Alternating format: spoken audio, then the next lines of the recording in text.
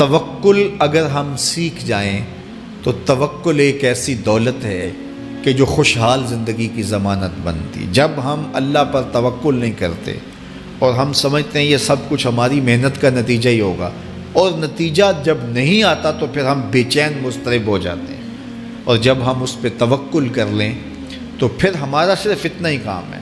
کہ میاں ہم یہ کام کر رہے ہیں، بس یہ حکم، ہم بیج بو رہے ہیں، بس یہ حکم ہے اور بو رہے ہیں، باقی اس پہ بھروسہ ہے، یہ کام اس کا ہے کہ اس نے اس کو اگانا ہے، اس کے اوپر پھل لگانے ہیں۔ تو جب اس پہ توکل ہو جائے تو بندہ سوکھا رہتا ہے، ورنہ بندہ مشکل میں مبتلا ہو جاتا ہے۔ بسا اوقات ایسا ہوتا ہے کہ بندہ ایک منصوبہ تیار کرتا ہے، اس کا عملی نتیجہ اس کو سامنے نظر آ رہا ہوتا ہے، لیکن نتیجہ بالکل الٹ جاتا ہے۔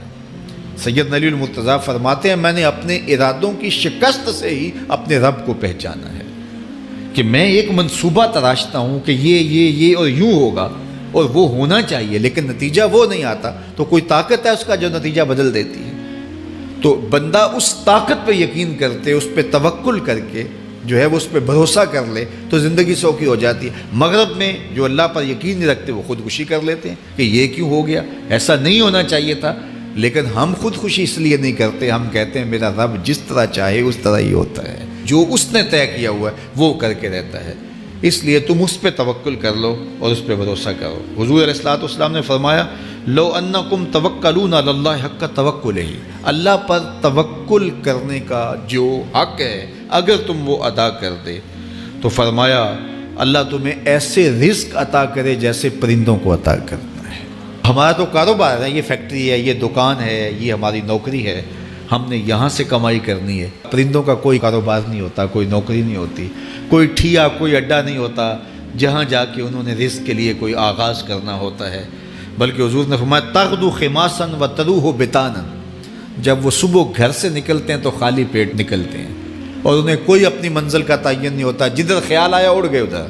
لیکن کبھی ایسا نہیں ہوا کہ شام کو خالی پیٹ واپس آئے ہوں، کہا وہ پیٹ بھر کے آتے ہیں۔ باہو بولے بن توکل پنچھی اڑ دے، خرچ نہ پلے زیرا ہو، جب گھر سے اڑتے ہیں تو ان کے پلے نہ کوئی خرچ ہوتا ہے، نہ راس المال ہوتا ہے، نہ کوئی اوزار ہوتے ہیں، نہ کوئی ہتھیار ہوتے ہیں، کچھ بھی نہیں ہوتا، یوں ہی گھر سے نکلتے ہیں، کبھی بھی خالی پیٹ نہیں آئے۔ فرمایا اگر اللہ پہ پرندے توکل کر لیں تو اللہ اسے بھی عطا کرتا ہے، تم توکل کرو گے تو تمہیں عطا نہیں کرے گا،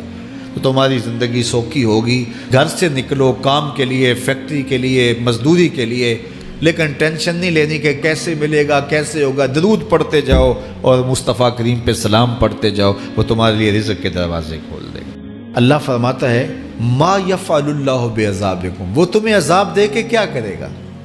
ذرا لہجہ دیکھیے، ذرا انداز، ما یفعل اللہ بعذابکم، وہ تمہیں عذاب دے کے کیا کرے گا؟ تم اس کی مخلوق ہو،